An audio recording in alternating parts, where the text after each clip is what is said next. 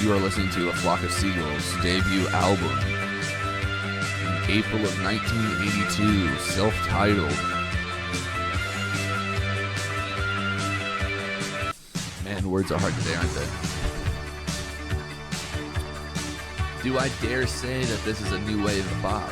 Yes, I do. I think Space Age Love Song, the second track, is a love song for the ages, man.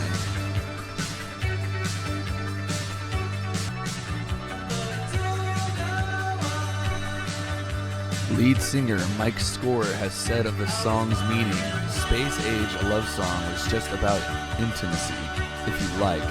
When you meet somebody, there's an instant eye contact if the chemistry is right. If everything is right, you catch their eye. That whole across the crowded room caught your eye thing. The lyrics explain that. I saw your eyes, and you made me smile.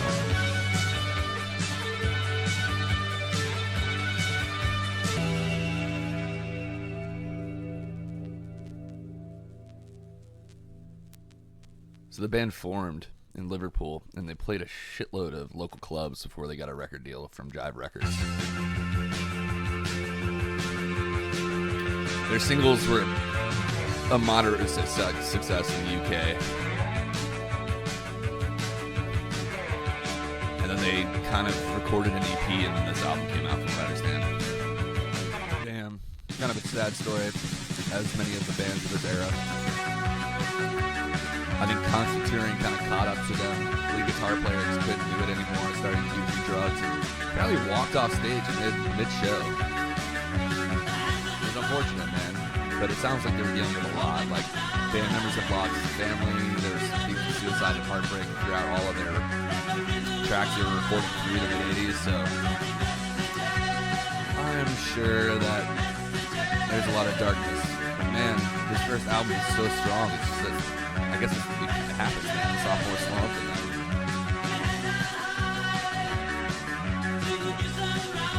great record, though.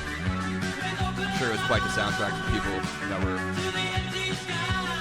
really into this shit at the time.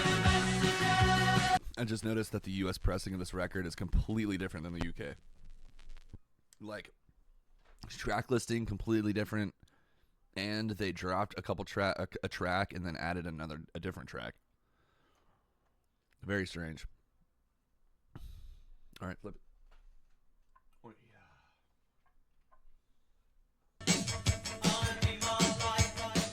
I mean, it sounds like they just sent whatever the drummer's hitting becomes some kind of synthesizer, because it changes the dynamic. This track is called Telecommunication.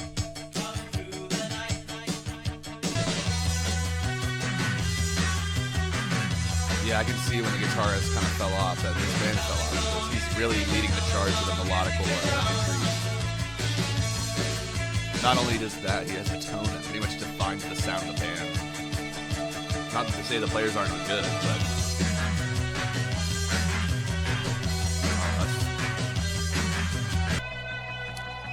Nuclear Winter is what this reminds me of immediately.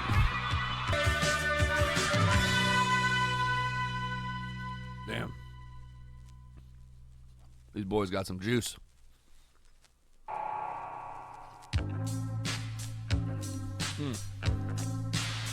Has a different feel than all the other songs right here. Kind of crazy. It's kind of got that dub feel to it. Kind of like reminds me of what the Clash did a little bit with like reggae influence.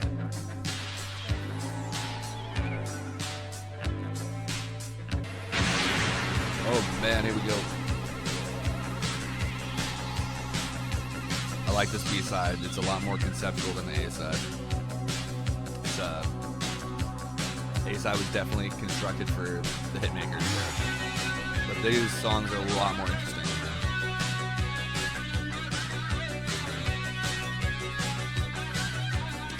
I love the 80s clap triggers.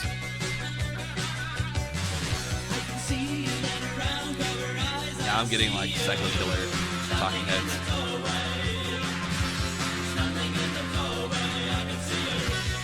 I enjoyed the use of the guitar player's harmonics. Like he's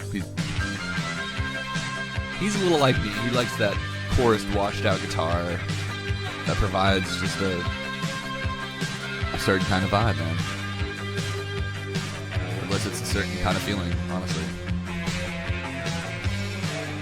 It makes the guitar like a shiny sword. Like, I don't know. It's very, cuts through the mix. Leads what it needs to lead.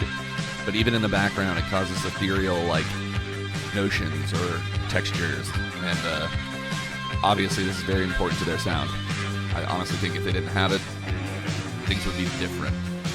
Like if they didn't have the vocalist. The vocalist has a certain style that really defines this group and defines this era. So there's a lot of bands during this era that was that goth new wave enterprise that's starting to kind of come up from the underground.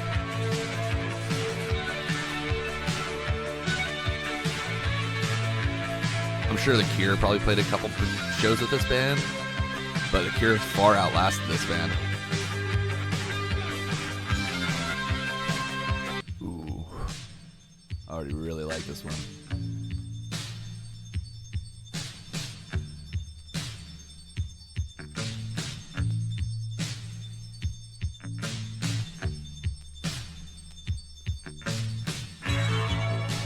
Yep.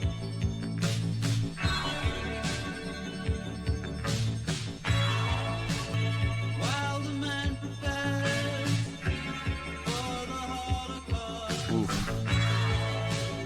Man, aren't those lyrics relevant today, man? Man used to make music, and now the machine makes music, and the man makes plans. It's like, I mean, it's definitely correlated with our artificial intelligence coming to rise, but definitely marking a commentary on how now in the 80s music is made differently. Crazy. Great track thus far. I know their other records aren't like nearly as prominent, but I'm curious to see. I know I'll be disappointed considering what I've read, but damn, this new band continued on conceptually in that direction they were headed. There's been some really interesting stuff.